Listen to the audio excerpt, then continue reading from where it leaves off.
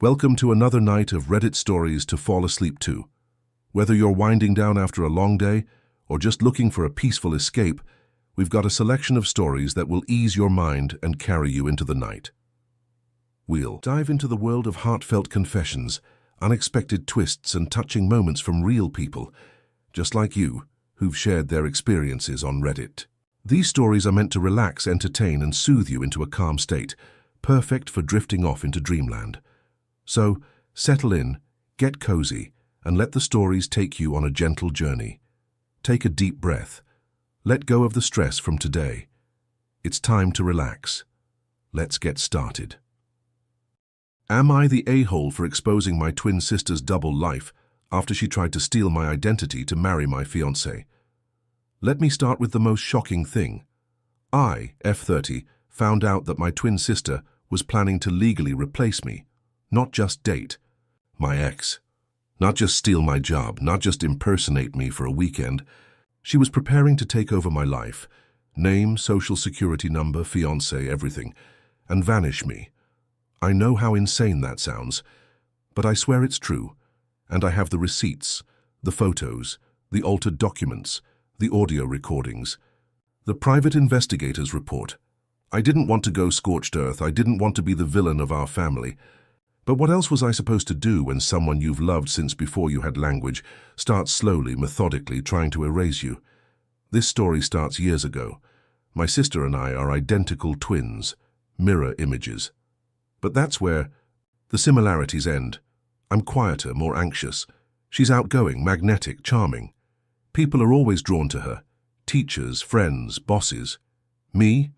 I'm the smart one, the responsible one, the steady one. She's the fun twin. Growing up, I accepted that. I was fine being the background twin. She got the attention, I kept us organized. She got into trouble, I bailed her out. When she got caught shoplifting at 17, I was the one who took the blame so she wouldn't lose her college scholarship. When she totaled our parents' car drunk driving at 21, I was the one who faked being the driver. Because I loved her, because I believed in her, because I thought that's what twins did. Fast forward to 3 years ago, I met Daniel. He was everything I'd ever wanted. Kind, ambitious, introverted like me, but funny in a dry, sarcastic way that made me feel seen. We met at work. He was in product, I was in legal. Our romance wasn't flashy, but it was real, steady. We moved in together after a year, got engaged last summer, set the wedding for this spring, and from the beginning, my sister hated him. Not openly. She was too smart for that, but I could tell she'd make comments. He's kind of boring, isn't he? You sure you want to settle so young? He doesn't really get your humor. Stuff like that. At first I brushed it off. She'd always been protective, maybe even a little possessive. Then things started getting weird. She'd show up at our apartment uninvited. Oh, I was just in the area. She'd insist on spending time with Daniel, just getting to know my future brother-in-law. But when I'd suggest group hangouts, she'd find ways to separate us.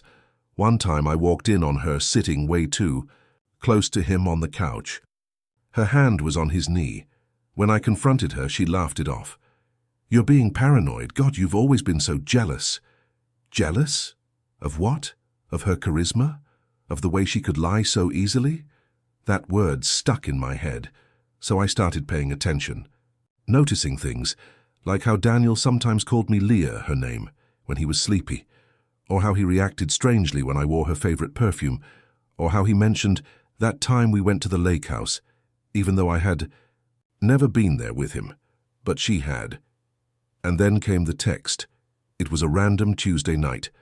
Daniel was in the shower. His phone buzzed. I glanced. It was a message from Leah. Just one word. Soon. With a heart emoji. I opened the thread, and my stomach dropped, because the messages weren't just flirtatious and they were intimate, familiar, as if he'd been dating her, sleeping with her, confiding in her, for months. I confronted him that night. He denied it at first, said I was imagining things, that they were just friends, that twins make things confusing. But when I pressed harder, he cracked. They'd been sleeping together for 6 months. It had started at a family barbecue. She'd gotten him drunk. They'd kissed. He swore it was just a mistake, that she pursued him, that he felt trapped, but didn't want to tell me, that he still loved me. I kicked him out that night, but that was only the beginning, because when I tried to confront Leah, she didn't deny it. She smiled. A cold, cruel smile I'd never seen before. "Oh, sweetie," she said, "you were always just keeping my seat warm." That's when it hit me. She didn't just want to hurt me, she wanted to be me. And not in some metaphorical sense, literally. Over the next few weeks I started digging, and what I found still haunts me. She'd opened credit cards in my name. She'd filed a change of address form to redirect some of my mail. She'd photoshopped documents, medical forms, job records, listing her as me. She'd gotten a fake ID with my name and her picture. She'd even tried to access my bank account, claiming to be the real Amelia. And the scariest part? She almost pulled it off. She had Daniel. She had copies of my passwords. She knew my mannerisms, my voice, my security questions. If I had died in an accident, no one would have questioned her. She could have slipped into my life seamlessly. I hired a private investigator, collected everything, photos, witness statements, audio recordings of her bragging to Daniel about how easy this is. Then I waited. I didn't go to the cops. I didn't go to my parents, who always defended her, by the way. I didn't even tell my friends. I waited until our cousin's wedding, a huge 300-person event where she was maid of honor and I was a bridesmaid. And during the reception, I played the recordings over the loudspeaker. I exposed everything: the affair, the forgery, the identity theft. I showed screenshots, played audio, revealed the investigator's report. I even showed a video of her in a wig, rehearsing my speech for the wedding Daniel and I had originally planned. The room went silent. She screamed, tried to tackle me. My parents had to pull her away. She was escorted out. Daniel tried to speak to me afterward. I told him I never wanted to see him again. The fallout? Total. My sister was arrested for identity theft. She's out on bail, but the case is pending. My parents are furious, not at her but at me, for humiliating the family. They say I should have handled it privately, that I went too far. Some relatives cut me off, others think I'm lying, that I doctored the evidence to make her look bad. She's spinning a narrative that I'm mentally ill, that I've always been jealous, that I made the whole thing up. But a few people believe me, enough, and I'm safe now, alone, but safe still. I wake up some nights wondering, did I go too far? Did I need to destroy her publicly? Did I need to ruin her life? Did I cross a line? So Reddit, am I the a-hole for exposing my twin sister's elaborate plan to replace me, even though it meant destroying her life in front of everyone we know? Am I the a-hole for unraveling my entire family's legacy after discovering a horrifying secret my late grandmother made me swear to keep, and then breaking that promise at her funeral? I, M35, never expected to be the kind of person who holds the detonator to an entire family's identity. But here I am, hated by dozens of people, isolated from my siblings, cut out of the will, and branded as the grandson who ruined everything. Some days, I think I deserve it. Other days, I'm sure I was the only sane person in a multi-generational nightmare. Let me take you back. I come from a very wealthy family. Old money. My great-grandfather owned a chain of steel factories in the Midwest, and the fortune trickled down into real estate, philanthropy, and politics. My grandfather expanded the empire and married my grandmother, Helen, who to the outside world was the picture of class, grace, and dignity. We had estates, private school education, trust funds, Christmases in Switzerland. My father, her eldest son, ran the family's investment firm. My uncle was a politician, my aunt an art curator. Everyone had roles, everyone was important, and everyone played by Helen's rules because she was the power behind the throne. Quiet, elegant, but absolutely in control. If she liked you, your life was golden. If not, you were quietly cast aside, sent off to boarding school, rehab, or that program out east, a euphemism for whatever institution was needed to remove you from the family photo albums. I was the middle child of 3, not the golden boy, but not forgotten. I was observant, Quiet, good at chess, close with Grandma Helen in a way none of my siblings were. I think she saw something in me, a mirror maybe. She used to say, "You see the rot underneath the marble, don't you?" I didn't know what that meant until I was 24. That's when I was living in New York in grad school, barely scraping by. By choice, I'd chosen to forgo the trust fund, and she invited me to visit her at her summer home in Cape Cod. Alone. She sat me down, gave me a glass of wine, and told me she had a secret she needed to share, and that I had to swear never to tell anyone until after her death. I was skeptical, but then she showed me the documents, photos, journals, letters, and what they revealed shattered everything I thought I knew about my family. The truth was this: my grandfather, the so-called patriarch of our legacy, was a monster. He'd been abusive for decades, to her, to their children, and not just physically. Some of the letters implied worse. My own father had tried to run away twice. My aunt had been institutionalized at 16, not because of rebellion, as we were told, but because she'd tried to report her father.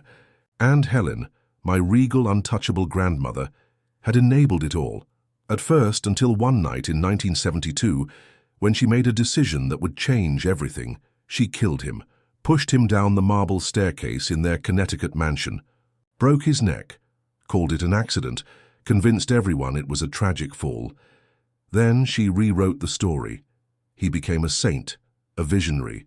She paid off doctors, rewrote medical records, paid hush money to staff, raised their children in the shadow of a man she'd hated, because the myth was worth more than the truth, and she made the kids promise never to speak of the abuse again. She paid for their therapy, bought their silence. She remade the family, brand all for power. And now in her 80s she told me because she wanted someone to know the truth, but not to tell, not to expose, just to understand. "You'll be the custodian of this truth," she said. "It will die with me. You must promise." I did, and I kept that promise for 11 years until her funeral, because that's when I saw my cousin David, her perfect grandson, the new face of the family's political ambitions, give a eulogy praising her as the moral compass of our family. And I snapped. I thought of what she'd really done, what she'd allowed, what she'd built her kingdom on, and how none of us were ever allowed to grieve or heal or know each other honestly. So I stood up after the service. I walked to the front of the cathedral, and I told everyone what she told me. Everything. I had brought the files. I read from her journals. I showed photos of bruises she'd hidden.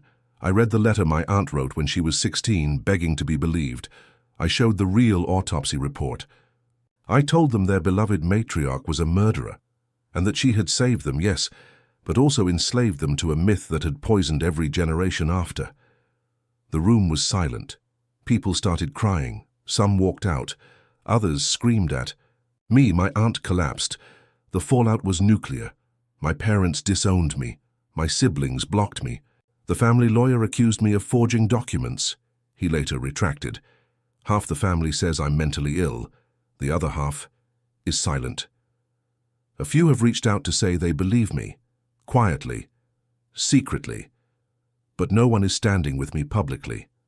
The press hasn't gotten hold of it, yet, but whispers are starting. David's campaign is in trouble. The foundation's donations are drying up. Our family name is starting to crack, and I'm the one holding the hammer. People say I betrayed her, that I broke a sacred promise, that I destroyed the one thing holding us all together. But that's just it. The one thing holding us together was a lie. So, Reddit. Am I the a-hole for breaking my grandmother's deathbed promise and tearing down our family's entire legacy, even though it meant betraying the only person who ever trusted me with the truth? Am I the a-hole for destroying my twin brother's marriage, our family, and possibly our entire childhood by exposing what he did to me when we were kids, after everyone spent years calling me a liar? I'm 33 now. But this story really starts when I was 7. My name's Noah, M33, and I have a twin brother named Liam. We were identical, born minutes apart, raised in a hyper-traditional household with strict Christian values. Our parents were the kind of people who thought appearances were everything. Perfect family photos, Sunday school, no alcohol, no therapy, and absolutely no family drama.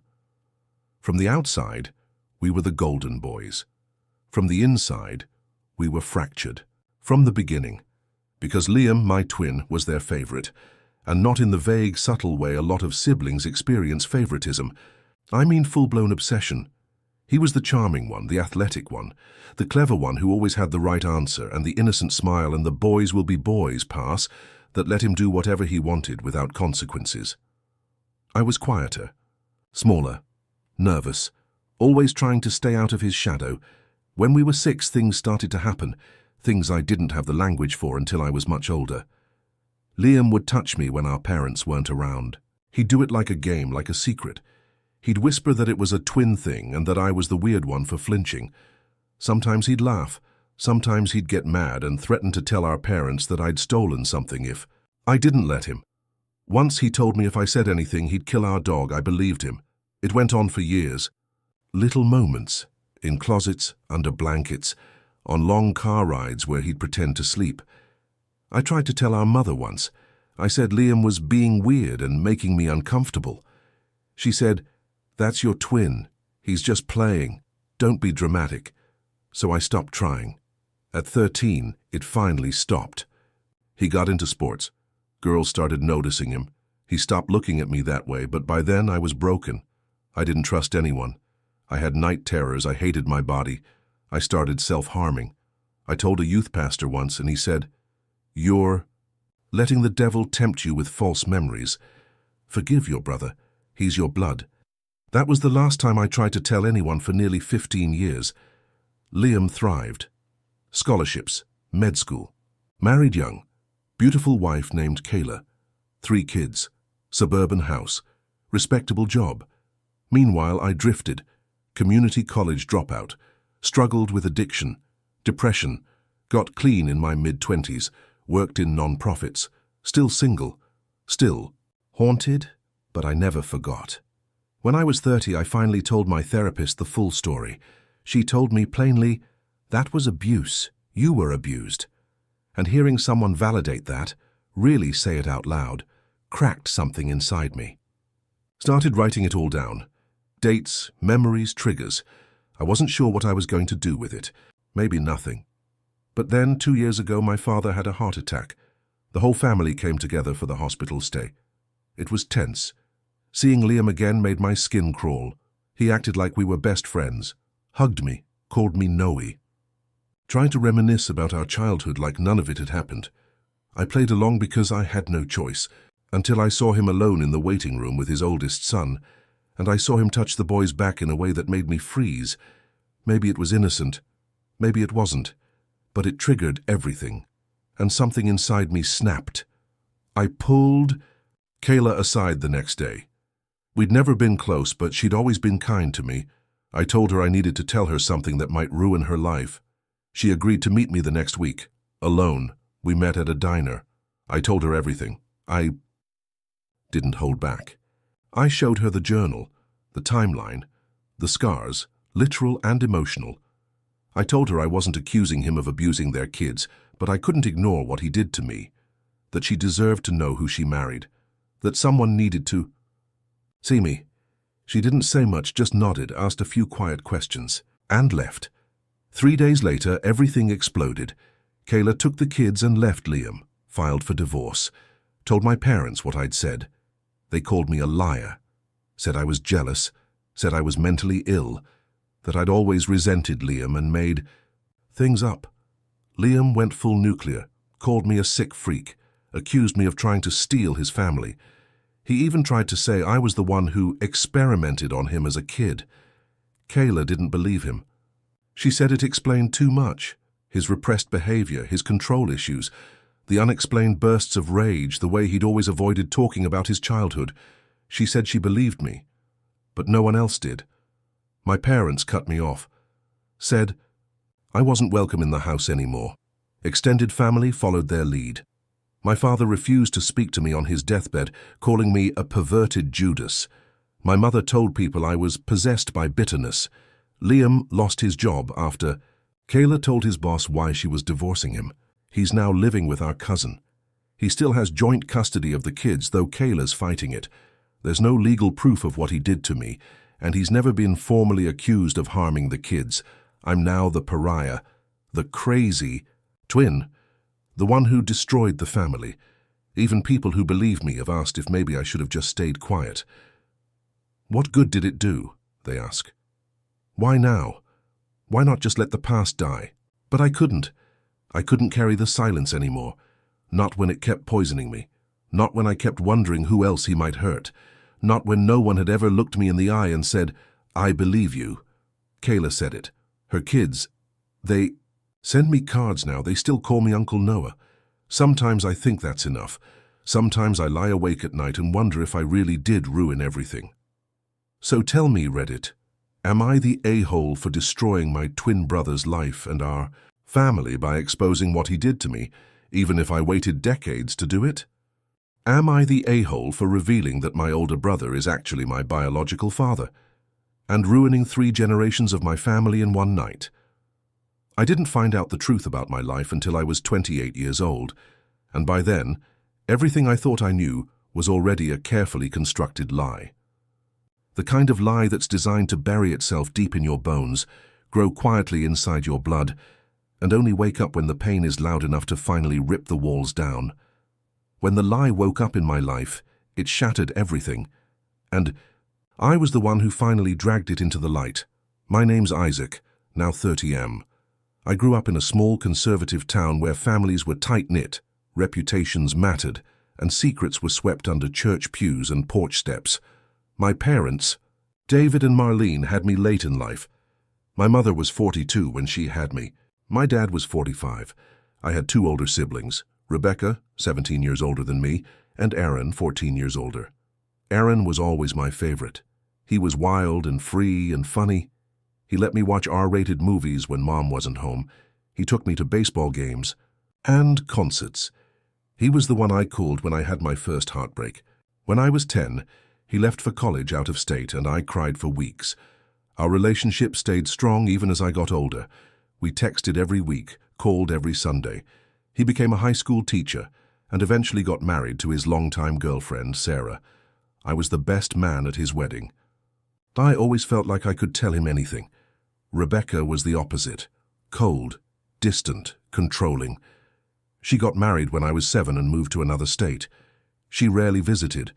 When she did, she acted like I didn't belong in the room with the adults. I once asked her why she never smiled around me, and she told me, "Some things just aren't meant to be." I didn't understand it at the time.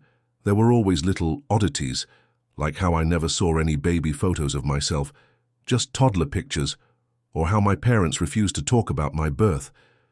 It was traumatic, let's not dwell, my mother would say. Or how I once found an old birthday card in a box in the garage addressed to baby Isaac, in my brother's handwriting, signed, "I'll always love you, no matter what." When I was 28, my mother had a stroke. It wasn't fatal, but it was enough to scare everyone. She became paranoid and disoriented, especially in the hospital. She kept asking if the boy knew the truth. She'd grab my hand and cry. "I didn't want this. I wanted you to be safe. I'm sorry." I didn't understand at first, but I asked my father, pushed him really. For the first time in my life, I said I needed answers. He broke down. He told me that Aaron, my brother, was actually my biological father. When Aaron was 14, he was sexually abused by Rebecca's best friend, a woman named Kelly, who was 22 at the time. She had been staying with our family temporarily after her apartment burned down. She groomed him. No one noticed, or maybe they did and ignored it. When she got pregnant, she told everyone it was a random one-night stand and disappeared. Left the baby as me on our doorstep at 2 weeks old. My parents, mine out of shame, fear, maybe even guilt, decided to raise me as their own. Aaron was forbidden from telling anyone. They pulled him out of school for a year, homeschooled him, and when he returned, he was just my big brother. Rebecca, who hated Kelly and blamed her for tainting the family, never forgave my parents for not giving me up for adoption. She refused to hold me as a baby. She moved out as soon as she legally could. She told everyone it was because of moral differences. Everything suddenly made sense. The strange glances, the tension, the coldness, the overcompensation from Aaron. I was stunned. For weeks, I didn't speak to anyone. I felt like a walking ghost. Who was I? Who wasn't I? I finally confronted Aaron. He cried, told me he wanted to tell me so many times but was afraid, that he didn't want to mess me up, that he was only 14 when it happened, and never really processed it. He told me he loved me, had always loved me, that being called my brother was both a privilege and a knife to the heart every time. I told him I needed time. He understood, but it didn't stop there, because after a few months our mother died, and at the funeral, surrounded by extended family and distant friends, I snapped. I got up during the eulogy. I looked out at the crowd. I saw the polished lies, the clean black suits, the people who thought they knew our family. And I told the truth. I said, "My name is Isaac, and the woman in this casket was not my mother. She was my grandmother, and my father is sitting right there in the front row, crying, pretending to be my brother." The silence was nuclear. My father, the man who raised me, shouted at me to sit down. Rebecca walked out. People gasped. Some thought I was making it up. Others started whispering, remembering the rumors about Kelly and her disappearance. Aaron sat frozen, tears pouring down his face. The aftermath was chaos. Rebecca cut off contact completely. She told me I was a disgrace and had humiliated our family's legacy. My father begged me to apologize. He said he'd forgiven me for being born, but couldn't forgive me for turning grief into theater. Aaron didn't speak to me for a while. Not out of anger, but shame. He sent me one text a few days later. "I deserved that, I'm sorry." Sarah, his wife, was blindsided. She hadn't known. Not even after 10 years of marriage. She left him for a month, took the kids, said she needed to reassess who she'd married. She came back eventually, but their marriage still hasn't fully recovered. And me, I lost a family, and I found one. All at once. I've started therapy. I've met with trauma counselors. I've tried to understand the layers of what happened, the abuse, the silence, the generational damage. I've started writing again, but I still wonder. I told the truth, but I shattered lives. So tell me, am I the a-hole for telling the truth? About my real father at my mother's funeral, even if it destroyed what was left of our family. Am I the a-hole for destroying my twin brother's life after he framed me for a crime I didn't commit, and for letting our entire family turn against him in the aftermath? I want to believe I'm a good person. I want to believe that if you push someone far enough into hell, they have the right to fight back, even if it means dragging everyone else down with them. But there are days I look in the mirror and I don't recognize the man staring back. Just a scarred reflection of someone who lost everything and decided finally to burn the forest down. This starts when we were kids. I, now 33M, have an identical twin brother, Daniel. To the outside world, we were inseparable. We looked the same, dressed the same, shared a bedroom until we were 17. To teachers, we were the Anderson boys, to relatives, the twins. To each other. That's where it got complicated. Daniel has always had this shadow to him, a charisma that drew people in, but a mean streak that scared me. He'd pull cruel pranks and laugh when I cried. When we were 8, he convinced our mom I stole money from her purse. I got grounded for a week. When we were 12, he told our first girlfriend, we were both crushing on the same girl, that I made fun of her behind her back. She stopped talking to me. In high school, he swapped my essay with a blank sheet the night before it was due, got me a 0, and then laughed when I cried about losing my GPA ranking. Our parents, especially our dad, always took his side. Daniel was the golden twin, star athlete, charmer. I was quieter, more bookish. I kept my head down. I learned early that standing up for myself only made things worse. We went to different colleges, finally. I went to a small liberal arts school for writing. He went to a state school with a big football program. I thought it was the beginning of our divergence. I finally felt like my life was mine. I had my first real girlfriend, made friends who didn't know I was one of those twins. I felt whole, finally, until my junior year, when Daniel showed up. He'd dropped out of school, some academic scandal involving cheating that he swore wasn't his fault, and decided to visit me for a few weeks. He ended up staying 5 months. At first it was fun. People thought it was hilarious how identical we were. Daniel milked it. He took my ID, snuck into bars, even flirted with my girlfriend behind my back. I asked him to back off. He laughed. Said, "Relax, she knows you're the safe one." Then one night everything collapsed. My roommate's laptop went missing, along with his backup drive and about $300 in cash. He reported it to campus police. I didn't worry. I hadn't done anything. But when they came to search our dorm, they found everything in my locker. I was shocked, confused, furious. I told them I didn't know how it got there. They didn't believe me. Neither did my roommate, or the dean, or anyone, really. The evidence was too neat, too clean. I was expelled within the month. Academic dishonesty and theft. My parents were ashamed. They told me to come home and figure myself out. I knew it was Daniel. I knew it. But when I confronted him, he just looked at me and said, "You think anyone would believe you over me?" I left. I couch-surfed, I got a job at a gas station, tried to piece myself back together. Meanwhile, Daniel moved on with his life. He moved to California, got into real estate, started dating an influencer, built a perfect image of success. I didn't talk to him for 5 years, but then, 3 years ago, I got a message from his girlfriend. She found me on Facebook, said she needed to ask me something strange. We got on the phone. She told me she thought Daniel was hiding something, that sometimes she thought she was dating 2 people, that he acted completely differently on certain days. I asked what she meant. She sent me a photo. It was me. Daniel had been impersonating me for years, telling people he had a twin who'd lost his way, using my name to dodge bills, to cheat on his girlfriend, to defraud people. I was horrified. She was shaking when she asked, "Are you you? Because I'm not sure I ever met the real one." That's when I decided I'd had enough. I told her everything, the pranks, the theft, the framing, the expulsion. I even showed her documentation. Expulsion letters, witness accounts. She was floored. She dumped him that week. I thought maybe that was the end, but it wasn't. The universe, it seems, decided to give me one final chance to even the scales. Daniel's real estate business, built on sand. He'd been skimming off investor money, creating fake shell companies, laundering funds through bogus renovations, and one of those investors, my college roommate, the same one Daniel had framed me against. He reached out to me, furious, because he thought I had scammed him.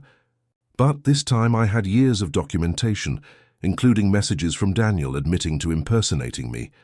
So I made a choice.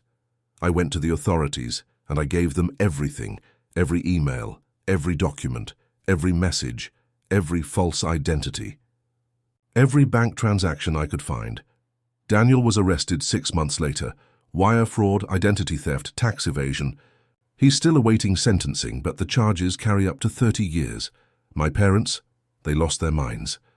My mother sobbed and begged me to recant. Said Daniel was just a kid who made mistakes. My father disowned me. Said I betrayed my own blood. But here's the twist. When the story hit the news, everything came out, including what happened at college. My name was cleared. The school issued a formal apology. They offered to reinstate my degree. One of the professors who had testified against me wrote a personal letter of apology. I got my life back. But Daniel lost his. His reputation is destroyed. His assets are frozen. His former clients are suing him. And the family that once saw him as golden? They've turned bitter and broken, and I feel nothing, no joy, no relief, just tired. So I'll ask, am I the a-hole for letting my twin brother's life collapse after he stole mine, even if it meant watching my entire family? Turn to ash? Am I the a-hole for keeping my sister's biggest secret for 10 years and finally revealing it to her husband, who is also my best friend, after she accused me of being in love with him? I've carried this story like a disease for 10 years. It's rotted parts of me I didn't even know could decay. I tried to protect everyone, her, him, their kids, their picture-perfect life, but secrets are like tumors. They always grow. And mine finally exploded in a way that destroyed everything. I, 34, have a sister, Eliza, 36F. Growing up, we were incredibly close. 2 years apart, shared everything. Bedrooms, secrets, first heartbreaks. She was my best friend, my protector, my role model. Our bond was the envy of people who knew us.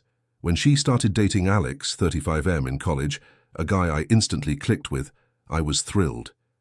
Alex was smart, funny, empathetic, the kind of guy who really listens when you talk. We became best friends within weeks. They got married when I was 24. I was the best man. Gave a speech that made everyone cry, including myself. I said, watching. Them together gave me hope for love. It felt true at the time. After they had their first kid, something in Eliza changed. She became distant with Alex, short-tempered, suspicious. At first I thought it was postpartum or maybe stress, but then she started calling me late at night, crying, venting, spinning paranoid scenarios. "She's cheating on me," she whispered once. I assumed she meant Alex, but then she said, "I'm the one cheating." The world tilted. She told me she'd been having an affair with a co-worker, a man named Miles, older, wealthy, married. It had been going on for 5 months. She said she didn't know why she did it, that it started as harmless flirting during late work nights and escalated into something out of control. She swore she still loved Alex. She swore she'd end it. She begged me not to tell him, and I didn't, because I was an idiot, because I loved my sister, because I didn't want to be the wrecking ball that tore a family apart. She promised she'd end it. She didn't. A few months later, she got pregnant again. I asked her if she was sure it was Alex's. She snapped at me, told me to never ask that again. I dropped it. For the next 10 years, I kept her secret. I watched Alex, my best friend, pour his soul into being a husband and father, while my sister emotionally distanced herself and resented him for reasons he never understood. I watched him cry to me over beers, saying he didn't know why she didn't love him anymore. I told him to be patient, that things would get better. I felt like a monster. I was the godfather to both their kids. Then, last summer, the dam cracked. My long-term girlfriend and I got engaged. We threw a big engagement party. Everyone was there, family, friends, co-workers, including Eliza and Alex. Eliza drank too much. At first, she was just loudly happy. Then she pulled me aside and said she wanted to talk. She dragged me into a corner of the yard, stared at me with glassy eyes and said, "I know why you've never settled down before this." I was confused. I said, "What?" She said, "You've been in love with Alex all along." I laughed, thinking she was joking.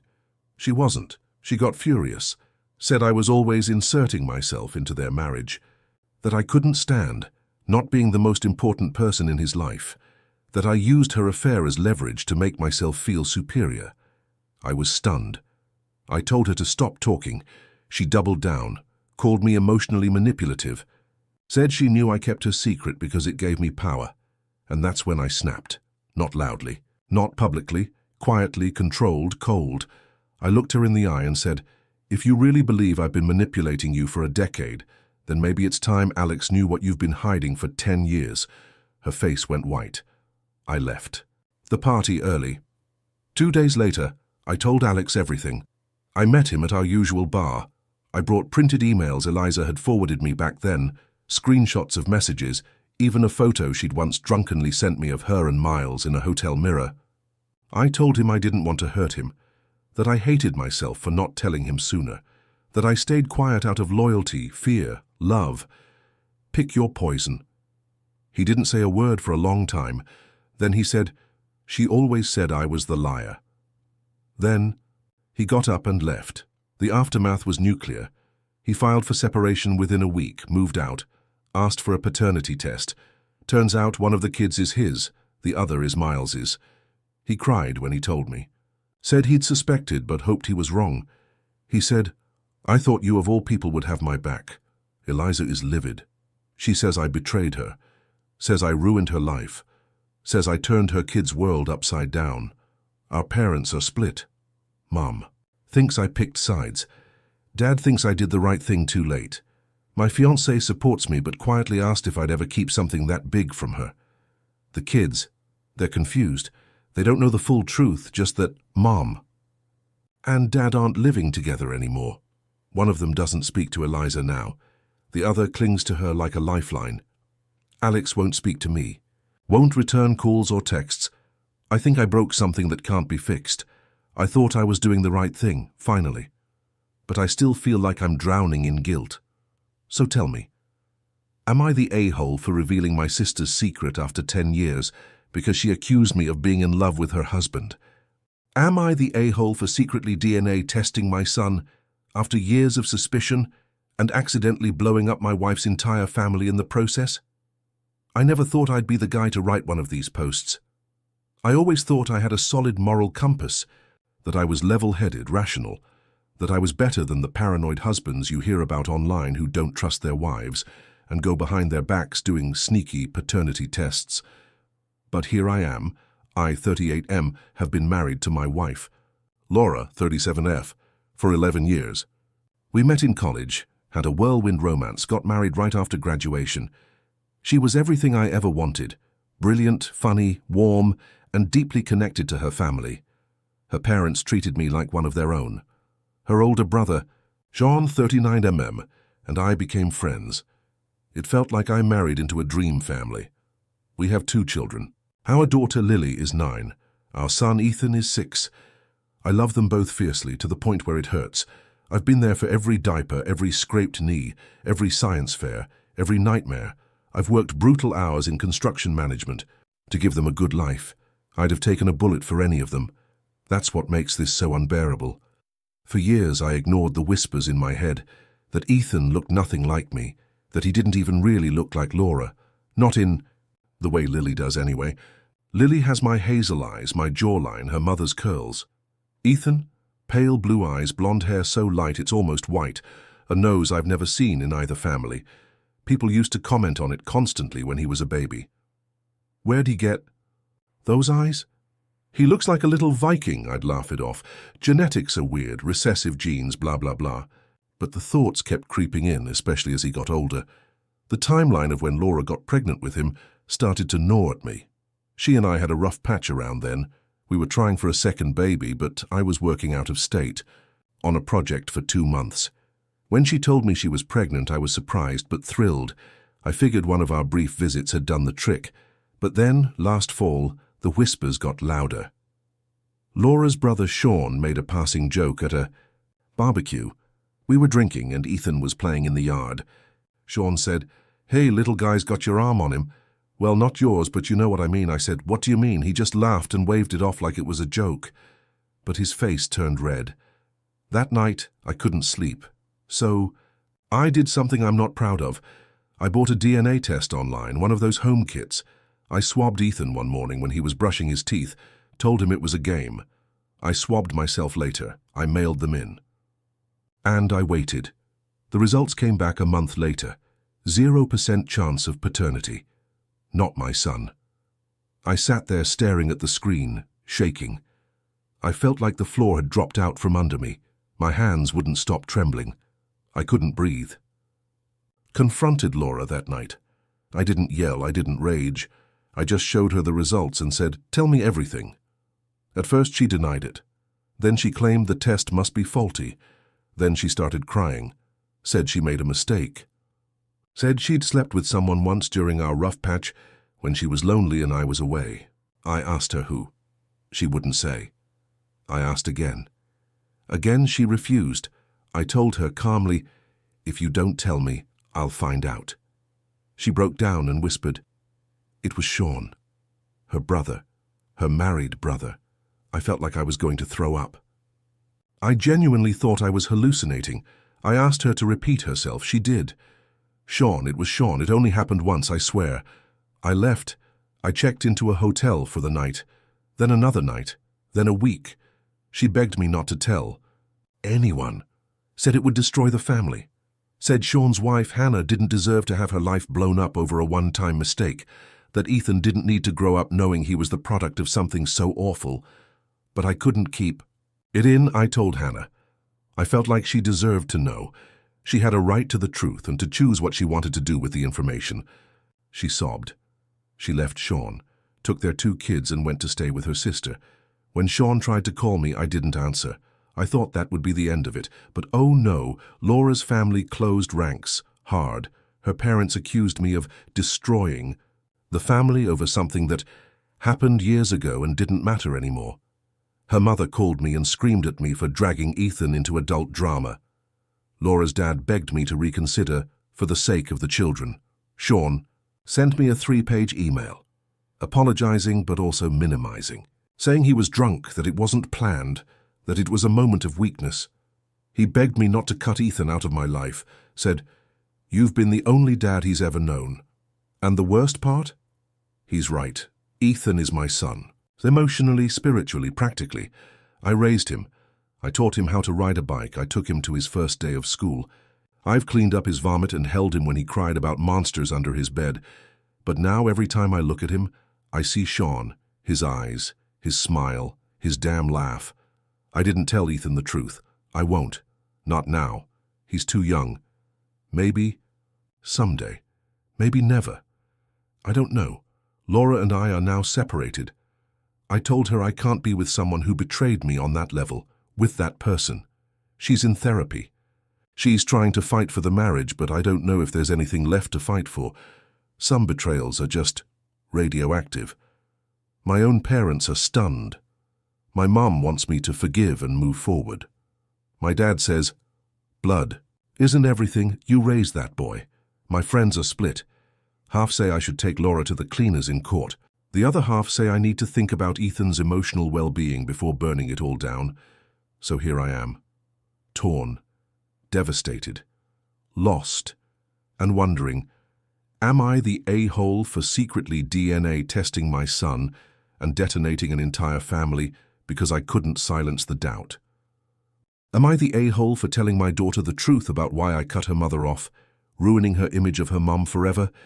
This is going to be long, messy, and painful to write.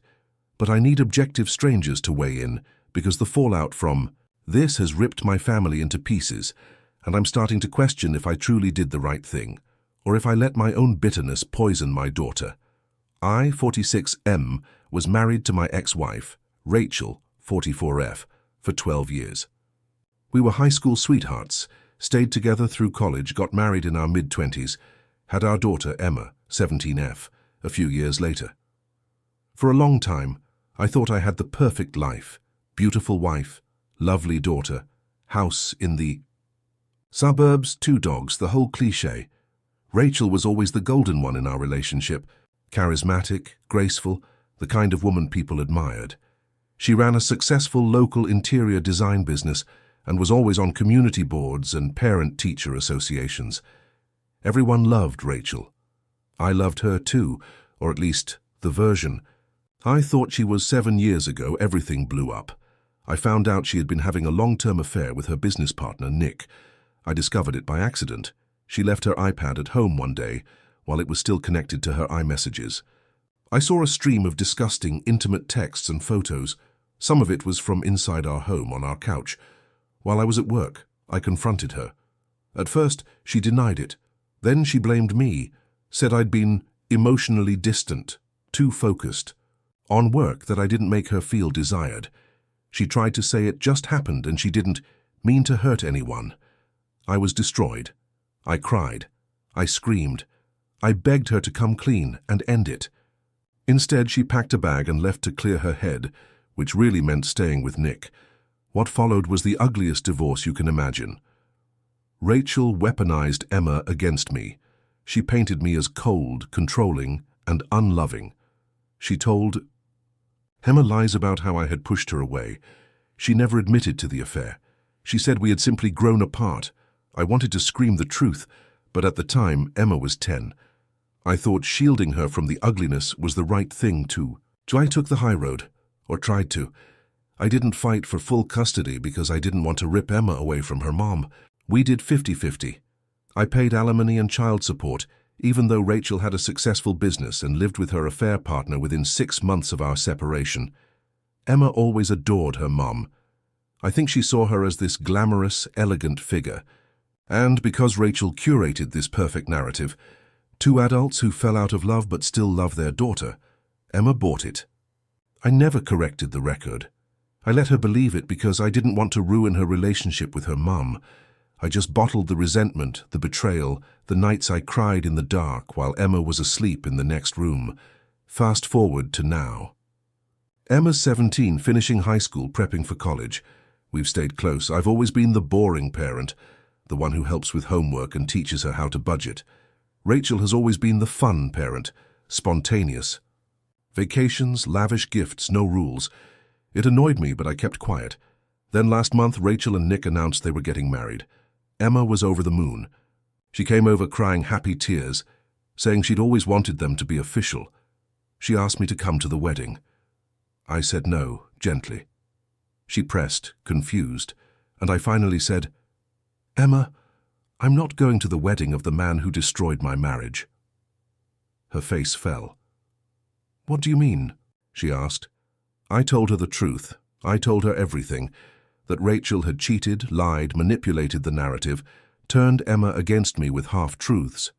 I showed her the old texts I'd saved, the divorce documents that mentioned adultery, even emails from Rachel begging me not to go public with the affair for the sake of her business. I didn't sugarcoat it. Emma went completely still, didn't speak for minutes. Then she started crying, angry, betrayed sobs. She said, she lied to me for 7 years. I held her as she cried, and I hated that this was the only way she could finally see the truth, but I also felt vindicated. That was 2 weeks ago. Since then, everything's imploded. Emma confronted her mother. Apparently, Rachel admitted to the affair but said it was a mistake born out of years of neglect, and insisted she had shielded Emma from the truth to protect her. She begged Emma to forgive her. Emma refused to attend the wedding and moved in with me full-time. Rachel is furious. She called me a poisonous bastard who turned her daughter against her. She says I did it to get revenge and that I've ruined Emma's image of her forever. Her family, who never liked me much to begin with, are calling me selfish and emotionally abusive for dumping adult problems on a teenager. My own parents are split.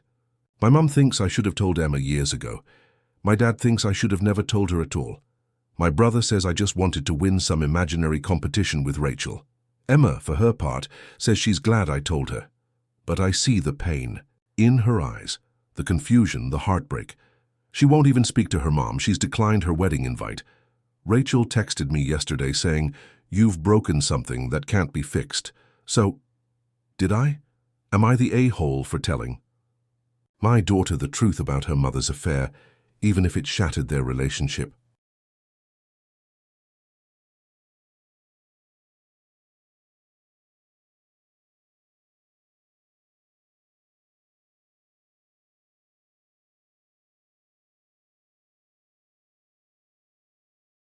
Am I the a-hole for exposing my sister's fake engagement at her own party and ruining our family dynamic? Throwaway account, obviously, because my family lurks Reddit like it's their second job. I need honest opinions, because apparently half my family now hates me, and the other half is afraid to even text me in case they're next. This all blew up 2 weeks ago at my sister Tessa's engagement party, and my life hasn't been the same since. For context, I, 29F, have a younger, sister Tessa, 26F. We were never super close growing up because she's always been performative. That's the nicest word I can find. She thrives on attention, validation, and social media. Everything is curated: her outfits, her apartment, her dog, her job. As a brand consultant, read Instagram affiliate for health supplements that may or may not be laxatives, she's the kind of person who will spend 45 minutes editing a candid selfie of herself drinking matcha in golden hour lighting, then pretend she just happened to capture a moment of joy. Our relationship became even more strained. When I got engaged 2 years ago to my now husband, Mark, Tessa made it all about her. She gave 5 toasts at my bridal shower, wore white to my wedding rehearsal dinner, and posted a carousel of photos of herself crying during our ceremony, with the caption, "Love is real, someday soon for me too." Eye roll. Anyway, about a month ago, she announced out of nowhere that she and her boyfriend Mason were engaged. Mason is sketchy. I've met him exactly once, and he gave me such bad vibes I can't even explain it. Think crypto bro meets failed DJ meets life coach. They've only been dating for 3 months, and I say dating loosely because he lives in Miami and Tessa is in LA. I don't think they've ever even spent more than 5 consecutive days in the same city. She sends out invites for this massive engagement party at this rooftop bar in West Hollywood, which, by the way, she says is sponsored by a few of her brand partners. Already bizarre. The RSVP list is over 100 people. She hires a photographer, a videographer, and a drone. Yes, a drone, to capture the ambiance, whatever that means. At this point, I'm suspicious. I call our mum, and she says, Tessa hasn't shown anyone a ring, and Mason hasn't called Dad to ask for permission. We're not those people, but my dad is traditional, and she knows that. Mum thinks maybe it was a spontaneous proposal, and they're keeping it casual. But I'm skeptical. Something just feels off. I start snooping. I know, but Tessa has a public Instagram and posts like 20 stories a day. I notice that Mason hasn't liked or commented on any of her engagement posts. Not one. Not even the reel where she's holding his hand with a blurred ring. In the background, while that cheesy Marry You Bruno Mars song plays, I check his page. It's private, but his profile photo is literally just his abs, and his bio is CEO of Mindset Forge, DM to monetize your aura. Okay. The day of the party comes. My husband and I show up early because Tessa begged me to help coordinate logistics. I'm handed a walkie-talkie. There's a red carpet, a step and repeat with their names on it. It's more like a brand launch than an engagement party. I'm exhausted already. Guests trickle in. Champagne is passed. Tessa floats around like she's on air. But there's no sign of Mason. 30 minutes go by. An hour. Still no Mason. I ask her where he is, and she says he's on his way from the airport. But she won't look me in the eye when she says it. Mind you, she lives 20 minutes from LAX. People start asking questions. When's the couple's toast? When do we meet the groom-to-be? Did he propose in Paris like your post hinted? Tessa keeps deflecting with weird answers. Like he's a mystery man, right? Or the best things are worth the wait. At this point, I'm done. I pull her aside and quietly ask, Tessa, is this real? Is Mason even coming? She stares at me and bursts into fake tears. Says I'm ruining her moment and that I don't understand how hard it is to have a long-distance engagement with someone so spiritually in demand. That was it for me. I walked out onto the center of the floor where her influencer friends were taking selfies with the balloon arch, grabbed the mic from the DJ, yes, there was a DJ, and said, Hi everyone. Sorry to interrupt. I just wanted to clarify something on behalf of the family. There is no real engagement. There's no fiancé. Mason isn't coming. This is all fake. Sorry for the confusion. Dead silence. Tessa screams like she's been physically stabbed. Starts sobbing and screaming, she's lying, she's obsessed with me, while running out of the venue. Her best friend chases her. People are whispering, some laughing nervously, some filming. I left shortly after. My phone blew up for hours. My mum called crying. My dad said I humiliated the family. Tessa's best friend DM'd me, You're evil and jealous and she will never forgive you. Tessa herself posted a long Instagram story series about narcissistic siblings and female competition, and how truth is subjective, with a link to her new Substack called Curated Chaos. But here's the kicker. A few days later, one of my husband's co-workers who knows Mason in real life messages him and says Mason told everyone at his co-working space that he was never engaged and barely knows that girl from LA. Apparently they hooked up a few times after meeting at some crypto retreat, and he ghosted her after she showed up unannounced in Miami with a film crew. So I wasn't wrong.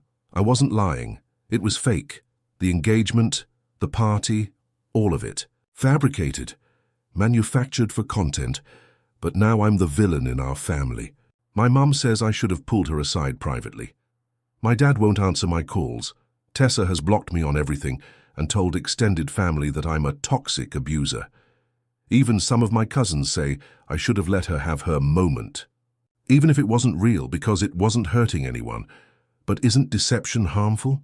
Isn't it emotionally manipulative to lie to 100+ people for attention and clout? Doesn't the truth matter? I don't know, maybe I did go too far, maybe I was harsh, maybe I ruined her life. But I also feel like someone had to stop the madness. So, Reddit, am I the a-hole?